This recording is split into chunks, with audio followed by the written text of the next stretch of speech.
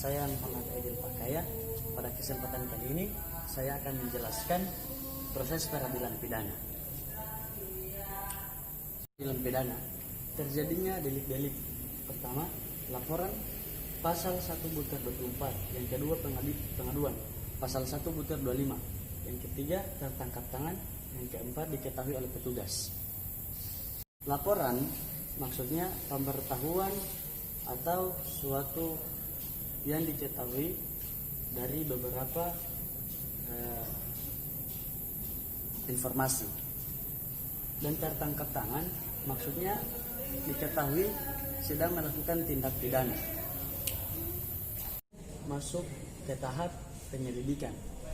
Penyelidikan adalah serangkaian tindakan peristiwa untuk menemukan dan mencari suatu peristiwa tindak pidana. Masuk ke tahap penyidikan.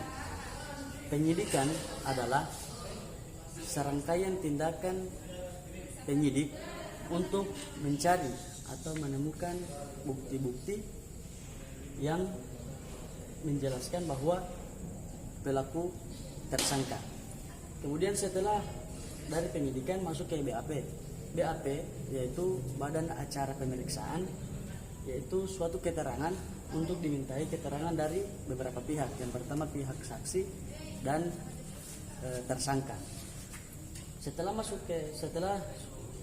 sudah ke BAP, masuk ke JPU. JPU, jaksa penuntut umum. Maka jika sudah mempunyai keterangan, jika mempunyai sudah kejelasan, maka berkas diserahkan ke JPU. Jika belum mempunyai kejelasan, maka diserahkan ke penyidik, yaitu P18. Jika sudah diserahkan ke penyidik, maka diselesaikan atau di penyidik. Kemudian jika sudah diselesaikan, sudah dilengkapi berkas, maka diserahkan ke JPU, yaitu disebut dengan P19. Kemudian jika sudah tidak mempunyai kecacatan dalam berkas atau keterangan, maka disebut dengan P21. Nah, masuk ke tahap pengadilan negeri. Pengadilan negeri yaitu menyurati atau memberitahu kapan akan dilaksanakan persidangan. Kemudian masuk ke tahap pembacaan surat dakwaan.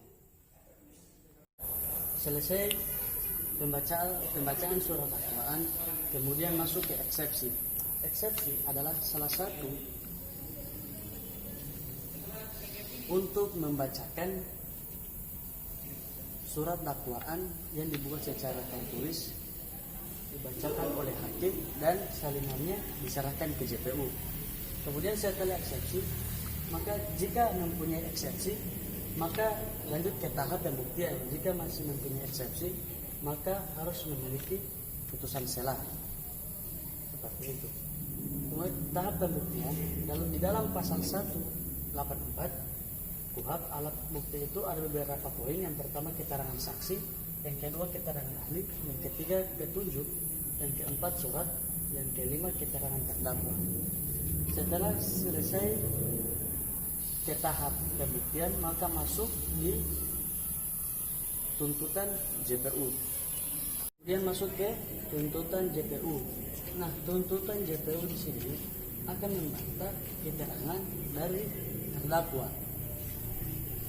Nah, kemudian setelah sesudah membantah dari tuntutan atau masukan dari terdakwa, maka masuk ke tahap pembelaan terdakwa. Maka pembelaan terdakwa adalah membantah dari tuntutan JPU. Kemudian masuk ke jawaban penuntut, replik. Kemudian jawaban terdakwa. Nah, jawaban terdakwa setelah dari jawaban penuntut, maka masuk ke tahap jawaban terdakwa. Maka jawaban terdakwa akan menuntut dari jawaban penuntut, seperti itu.